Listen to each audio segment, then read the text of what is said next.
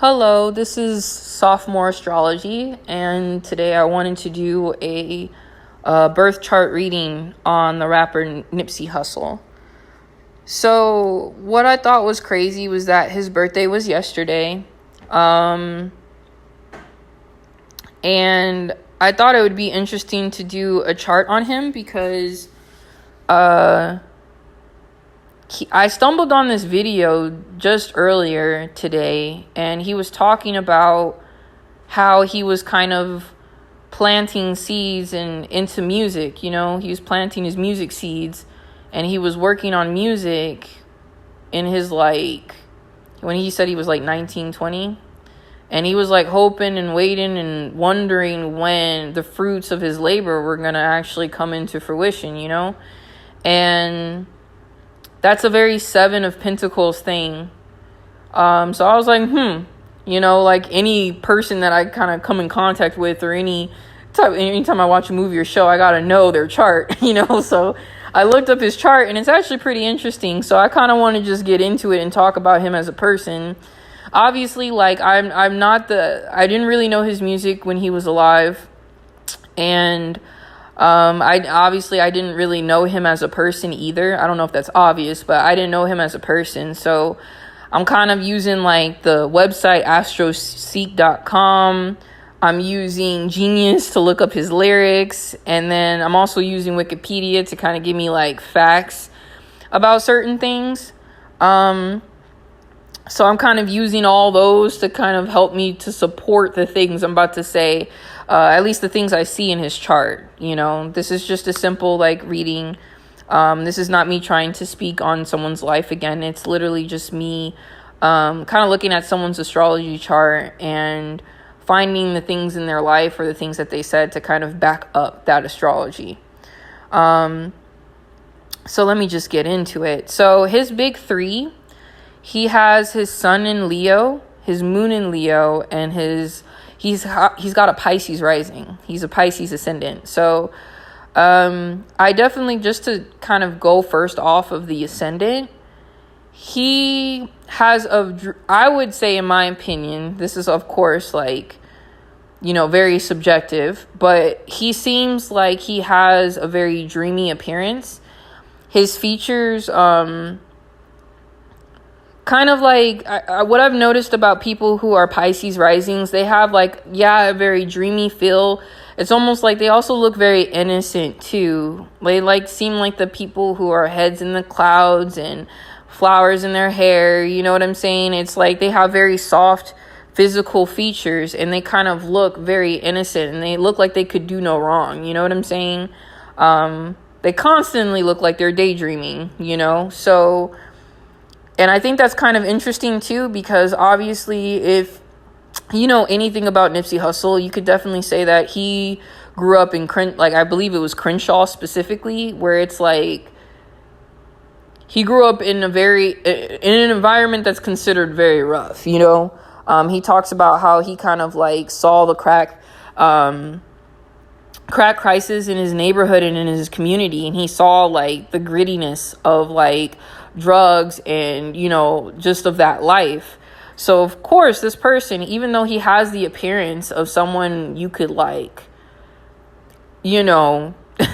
you could take advantage of, because that's the thing about Pisces is known to kind of be boundless, and with those sometimes it seems like you could easily cross the boundaries of someone who appears to be a Pisces, and obviously that's not the case.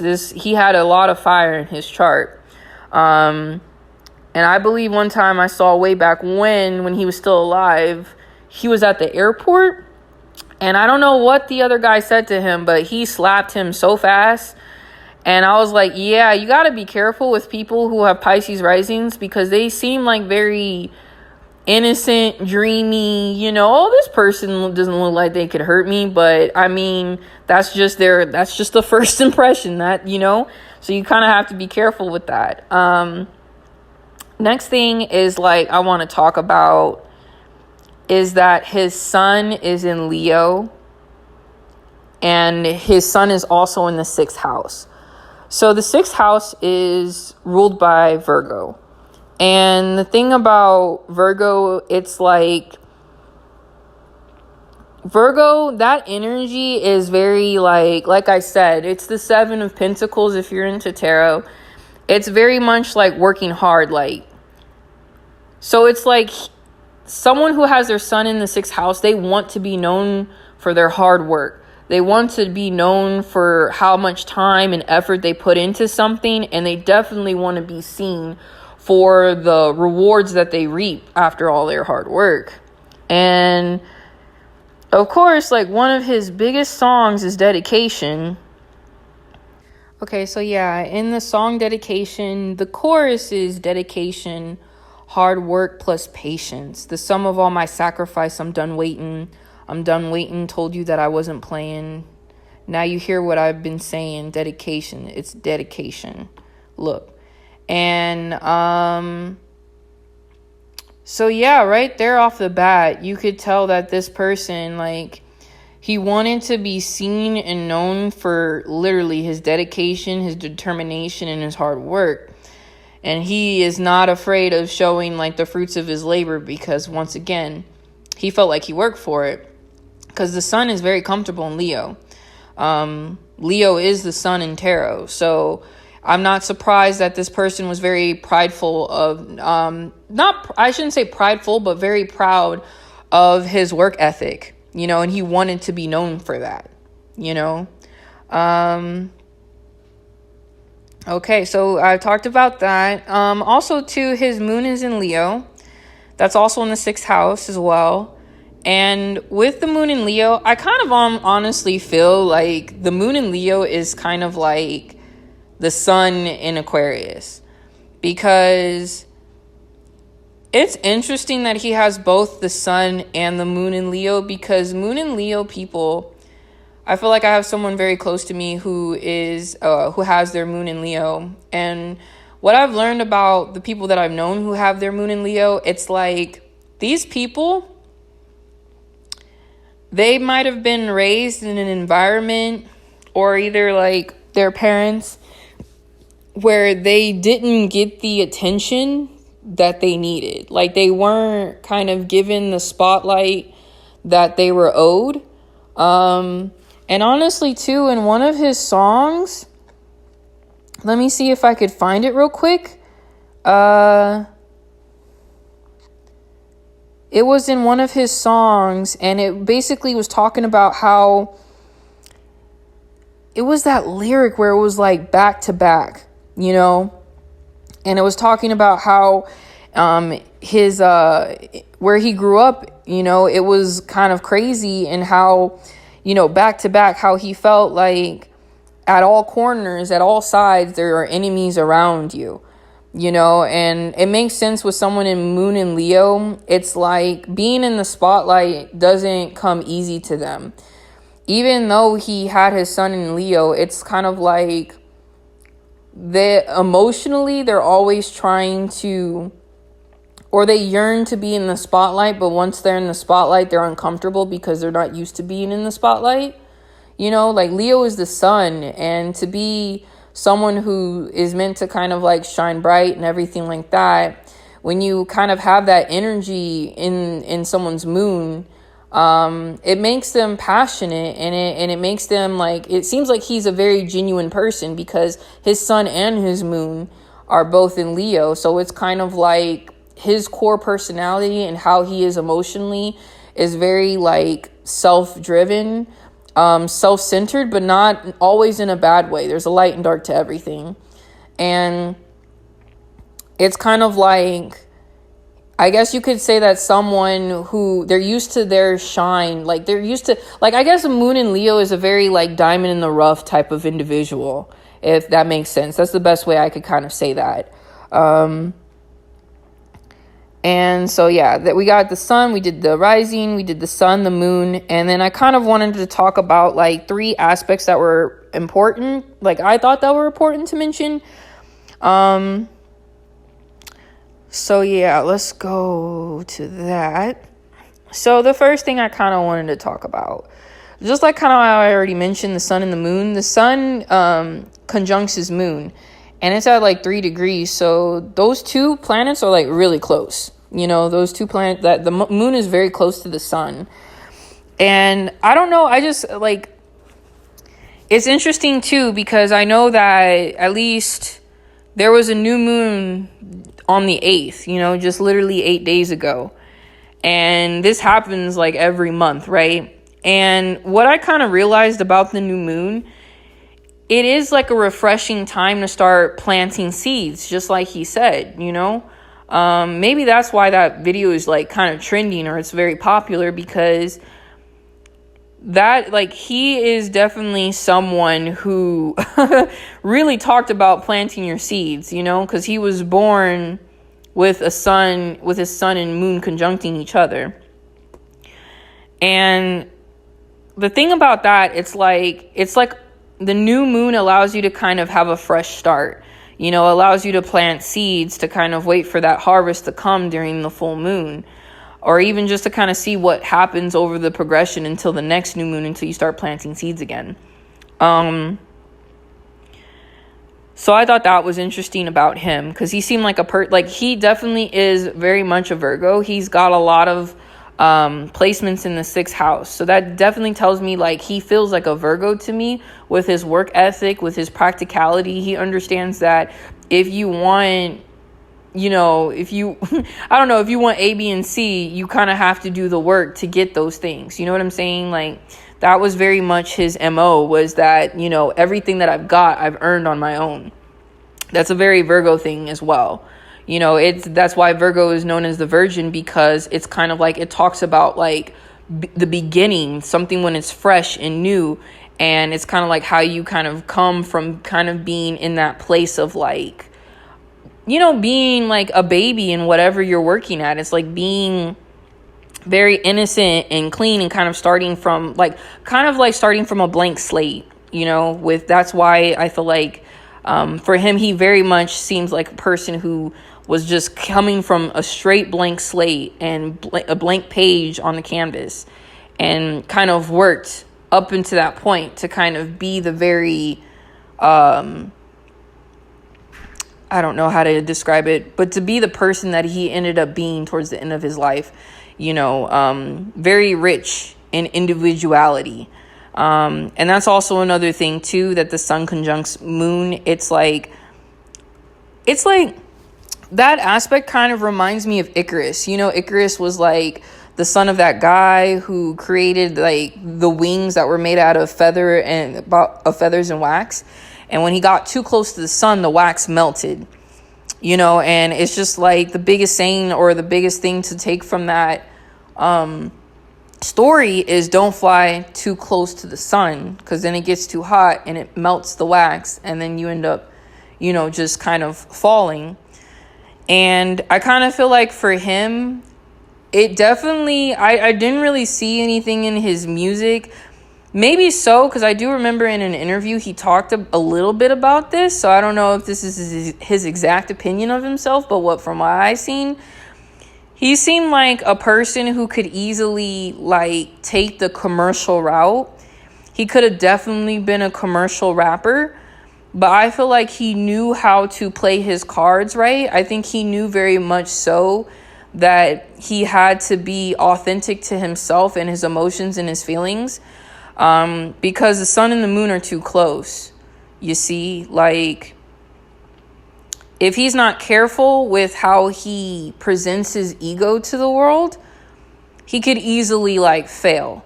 You know, like some people, it's very easy for them to kind of put on a mask and take the mask off. But I think like as when it came to his emotions and the things he was talking about his feelings, especially when it came to how he was like, how his life came out, or how he was growing up and how that was for him, I kind of feel like he had to play his ego right. Otherwise, he would fly too close to the sun and get like burned. So I feel like that was an important aspect. And with that, it's like you have to be yourself. It's almost like you're too close to the sun to be playing, like you're too close to the light to kind of tell people, to give people a false sense of who you are, you know, because the sun is going to reveal the truth. So you might as well just kind of be honest about your feelings and emotions, because that's not something that could be easily hidden.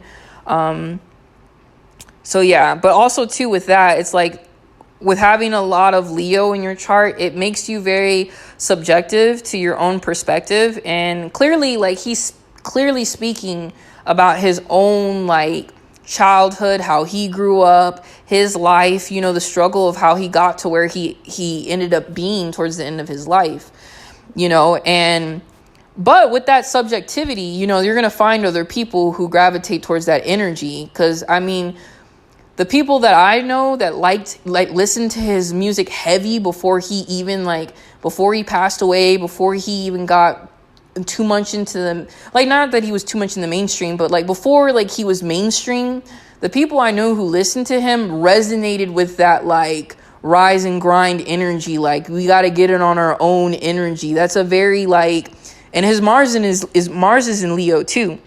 So that's someone very much like, I got to get this money. I got to get this grind. I got to be myself, and I got to be true to myself.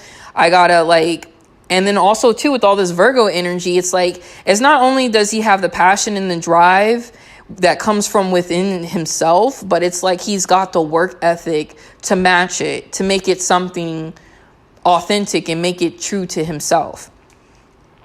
So there's that. I also wanted to talk about this important aspect. I wanted to talk about his Mercury, how his Mercury trines Uranus. So what I love about this is that, like, I feel like this aspect in his chart is what made him so inspirational when he was alive and even after he passed away. Because his Mercury is in Leo, but then his Uranus is in Sagittarius. No. Is it in Sagittarius? Am I tripping? Hold on.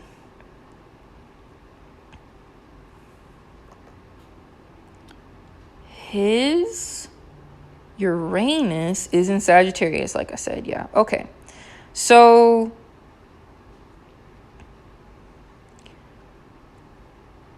knowing that, it's like, I thought this aspect was cool for him because Mercury is all about the mind. You know, when people talk about Mercury retrograde, that's about communication, the mind, that's thoughts, ideas.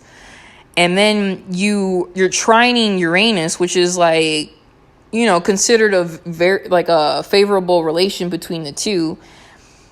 It's trining Uranus, and Uranus is that planet of chaos. You know, it's an Aquarian planet, and it says in his song dedication, it says that, you know,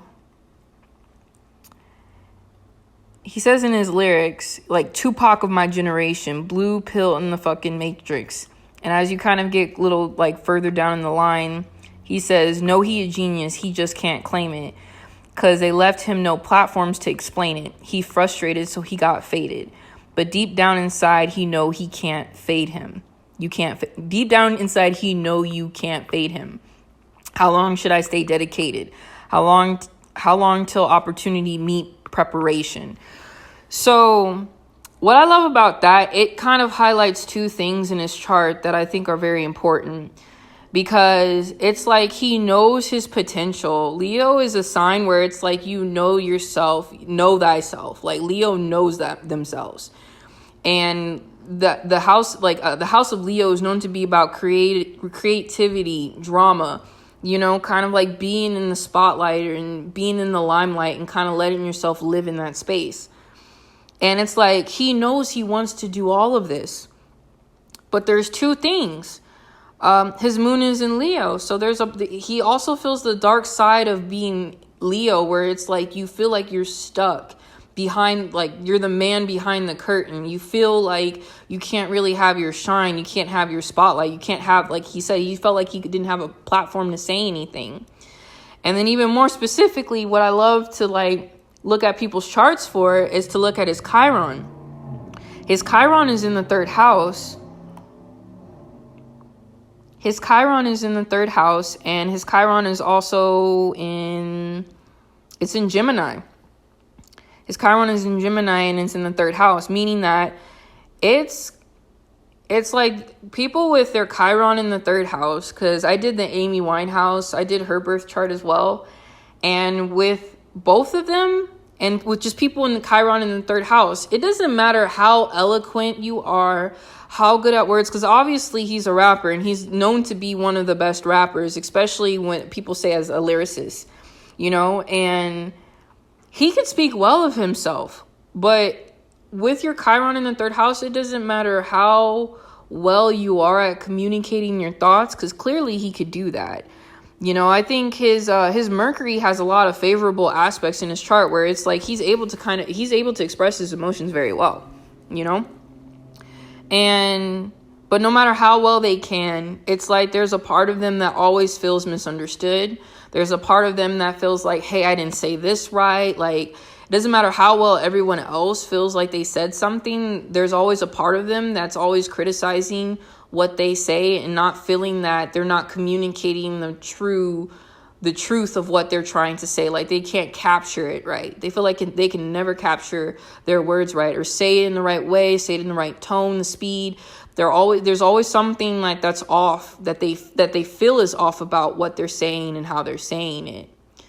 And even if they say it the best that they feel like they could say it, they will always feel like people might not feel it. People might not understand where they're coming from. They kind of feel like no matter how they communicated, even if they communicated the best that they could, they're always going to feel lost, always feel like in the dark, like feeling like you just can never connect with people with words like you want to.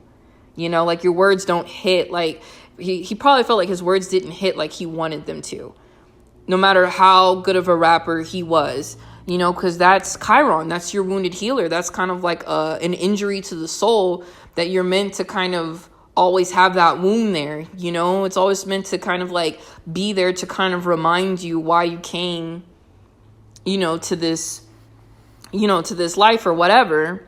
So I wanted to talk about that. I kind of want to keep it under this reading to be under 30 minutes. So I feel like the last thing I'm going to talk about,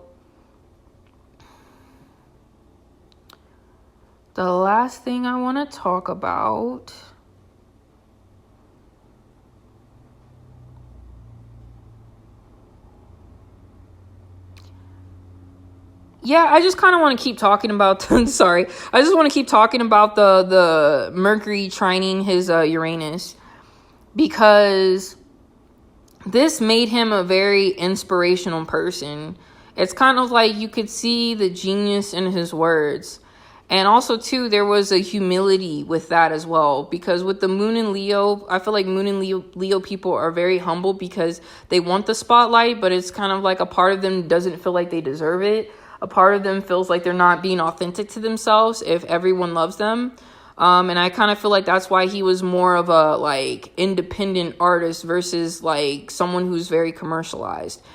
And even in his lyrics too, he talks about that all the time, or at least in his interviews, he talked about how he wanted to tell his story. He didn't really care about it being commercialized, it being like circulated on the radio. He didn't really care about having a hit song. He cared more about the story being told right from his perspective. And I honestly feel like because he was so eloquent with how he was able to communicate, like, obviously this was a guy who was ahead of his time, like being kind of like meeting with LAPD to talk about like the crime in his neighborhood, telling other people, here, read this book, read that book. And if someone told him to read a book, he would read it because he understood that there was a need to kind of learn, and not just learn, but learn the things that, might be unusual, might be weird, like ideas that maybe not the average person might talk about. And I kind of feel like that's what made him, like, the most inspirational people in history will always be the people who had like crazy ass ideas. And I kind of feel like that's why his life was celebrated, because this was a person who definitely was ahead of their time, and their thinking was so forward thinking. Like, unfortunately, those are the type of people where you're going to celebrate them once they pass away. It's kind of like Picasso or any type of like painter or artist or someone who, it's like there truly are a diamond in the rough, and it's like sometimes that shine doesn't really get exposed until they pass away. But honestly too, he has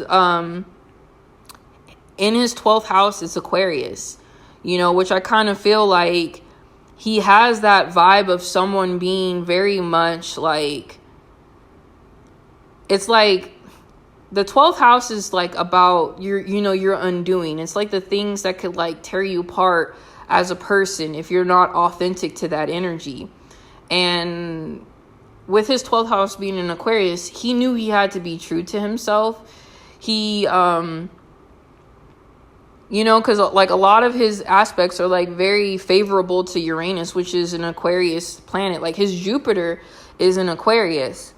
And it's like the way he kind of expands and learns, it's like through like ideas you may have never heard of before. Or it's like being inspired by people that no one might really know their name. Like the common person might not know their name. It's like kind of being the opposite and being as away from mainstream knowledge as possible. And that you could definitely tell that's like was his like MO, was to be true to himself, authentic to himself, and to kind of keep learning and never stop learning. And also a side note too, not to get too much like disorganized, but also too like with so much 6th house energy, it makes sense that he was in service to the community, how he wanted to give back to others. He wanted to work with organizations and kind of bring things and people together in order to make things happen, to make things better for people overall. So, I mean, of course, he seemed like a very interesting person, and I mean, obviously his influence was definitely felt, and it's still continuing to be felt even to this day. I think it's been over 2 years since he passed away, and still like I'm watching an interview, and I'm not even the craziest Nipsey Hussle fan, but I'm watching an interview about him talking about the seven of Pentacles energy. So I say that to say like this, he was definitely a very interesting person. And I guess with time being constrained, I would talk about it more. I want to talk about it more. But I mean, I'm just kind of leave it at that. And I just hope you enjoyed the video, and thank you for listening.